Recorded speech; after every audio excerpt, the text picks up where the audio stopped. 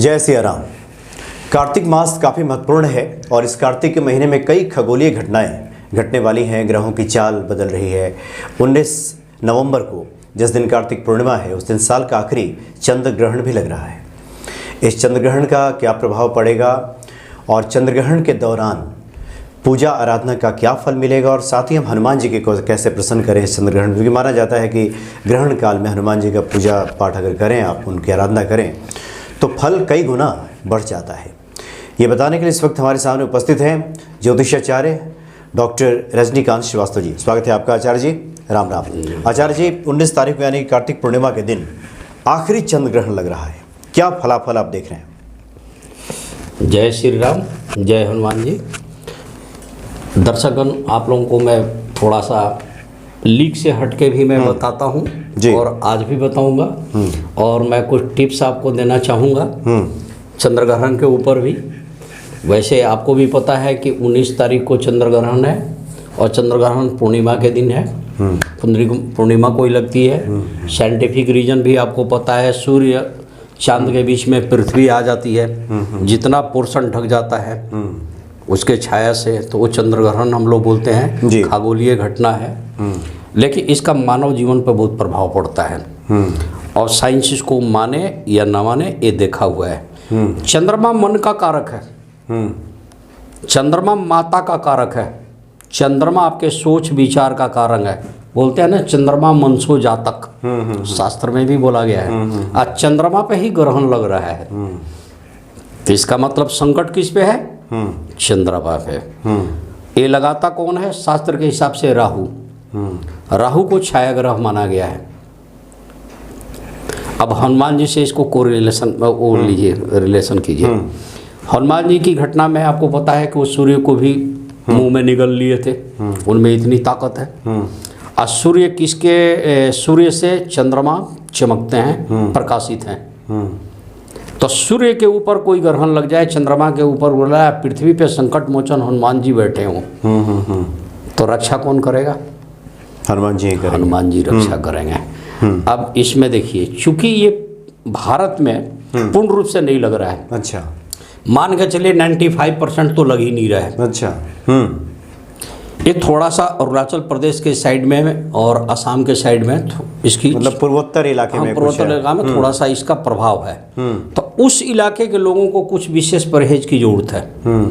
यहाँ के लोगों की के ऊपर सूतक का कोई खास प्रभाव नहीं है। अच्छा। हाँ, प्रेग्नेंट लेडीज को थोड़ी सावधानी मैं बताऊंगा।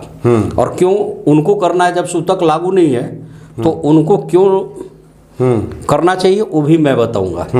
देखिए, मैं बताऊंगा कि अमेरिका, ऑस्ट्रेलिया, पूर्वी एशिया और उत्तरी यूरोप और इधर इंडोनेशिया, ब्रिटेन वगैरह में तो पूर्ण है, माने उधर तो सूर्य ग्रहण दिख रहा है। चंद्रमा के ऊपर राहु आएंगे, छाया के अंदर पृथ्वी का कुछ पोर्शन ढक जाएगा।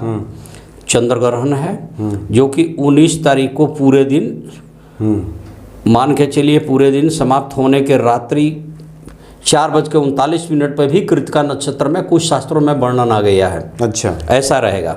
लेकिन इंडिया का एवरेज लेके चल रहे हैं तो 11:34 से 2 माने दिन में 11:34 से लेके 5:33 पर 5 घंटा 59 मिनट, यानी 6 घंटा में 1 मिनट कम तक इसका माने आंशिक प्रभाव कह सकते हैं। इसका इसलिए इसको खगास चंद्र ग्रहण हम लोग बोलते हैं। खंडग्रासी है, मतलब पूरा नहीं है, खगास चंद्र ग्रहण है। और ये इस साल का अंतिम चंद्र ग्रहण है।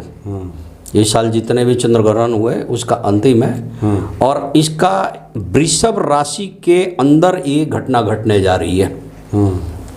12 भाग में बांटा गया है ब्रह्मांड को, माने अंतरिक्ष को।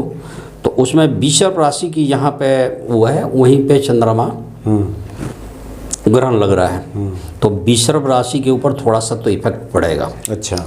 इसके बाद हर राशियों पे थोड़ा थोड़ा पड़ता है। अब जैसे सपोज आप जिस भी राशि के हों, आपके कुंडली में गोचर में चंद्रमा जहाँ है और उस पर राहु का ग्रहण लगेगा तो वहाँ पर थोड़ी सी आपकी परेशानी बढ़ जाएगी। सपोज आपके लगन में बढ़ गया और वहाँ पर राहु आ गया, तो चंद्रमा में कोल्डनेस है, ENT का कारक ग्रह है, पेट का कारक ग्रह है, मन का कारक ग्रह है, वहाँ राहु ग्रहण। तो इनमें से कहीं भी थोड़ी सी मतलब लोगों को मानसिक उद्वेलन, थोड़ी चिंता, हाँ, वो भी आ जाएगी, ये सब कुछ बीमारी है।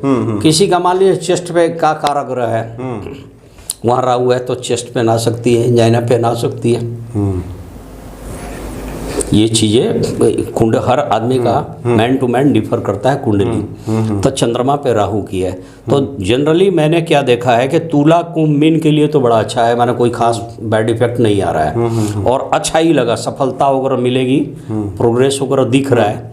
लेकिन मेष, वृष, सिंह और वृश्चिक राशि को थोड़ी सी परेशानी आ रही है। फिर से सुन लीजिए, मेष, वृष, सिंह, वृश्चिक, अच्छा। इन्हें हो सकता है थोड़ा सा परेशानी हो, थोड़ी परेशानी। बाकी जैसे मिथुन है, अदर राशि है, उनका संभाव है, कोई ज्यादा कोई उसका ना इफेक्ट अच्छा होगा ना बुरा होगा, ना बुरा होगा, जैसा ऐसा चल रहा है कुछ वैसा इसका चलेगा। मैंने ग्रहण का मैंने कोई इफेक्ट नहीं देखा। इसमें सूतक नहीं है। नॉर्मली चंद्रमा के सूतक में 5 घंटा पहले मंदिर वंदिर बंद करके पूरा ये सब चीज़ें कर दी जाती थी।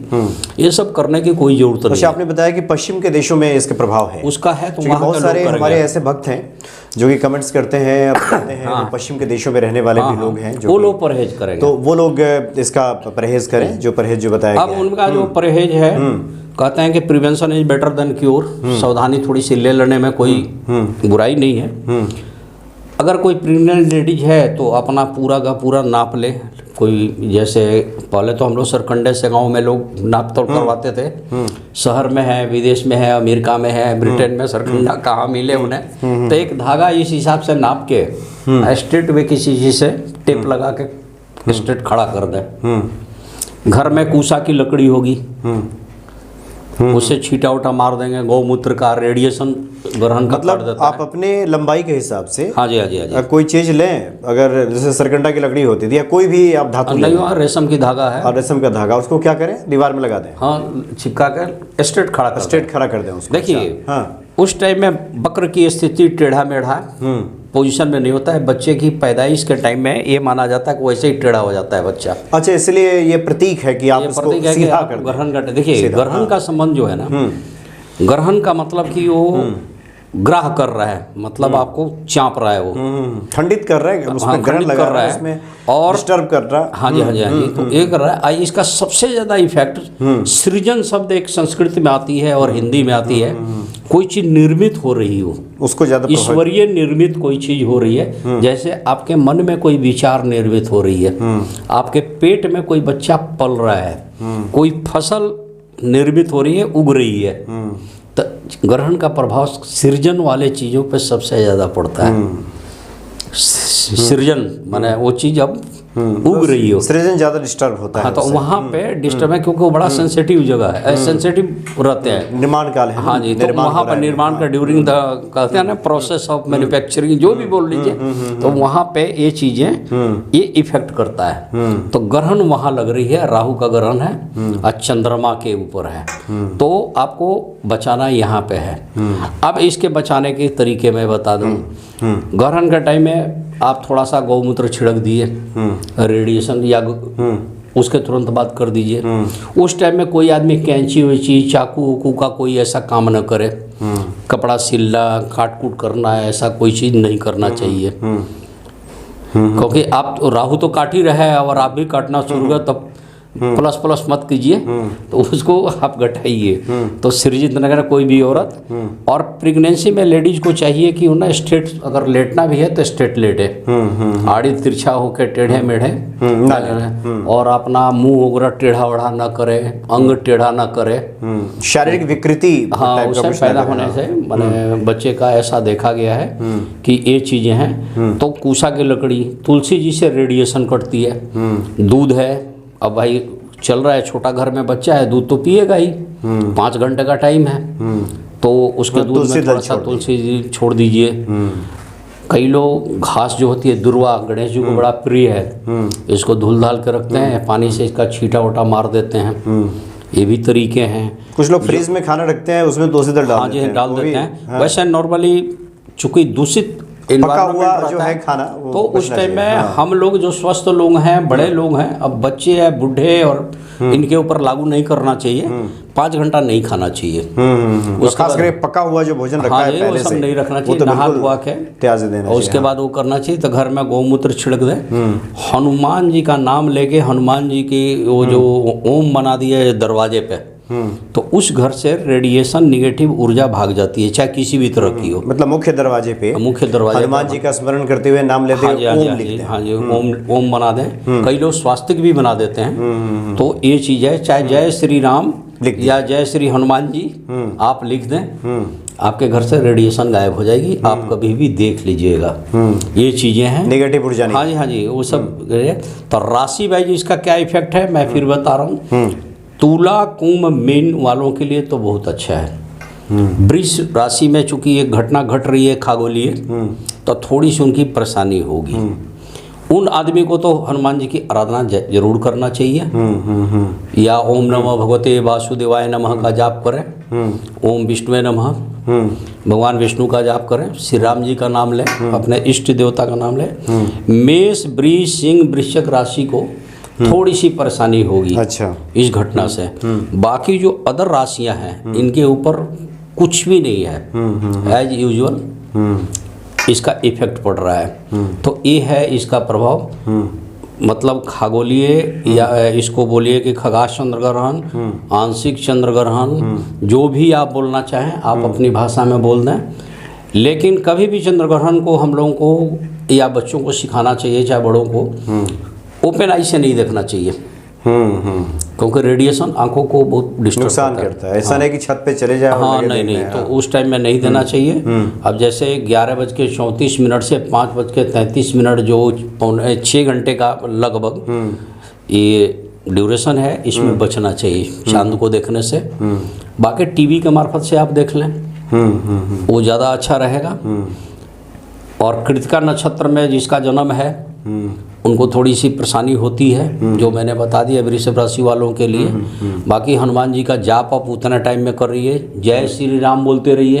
5 घंटा अगर फ्री हैं तो आप कुछ नहीं, जय श्री राम बोलते रहिए, हनुमान चालीसा पढ़ लीजिए, हनुमान चालीसा पढ़ लीजिए।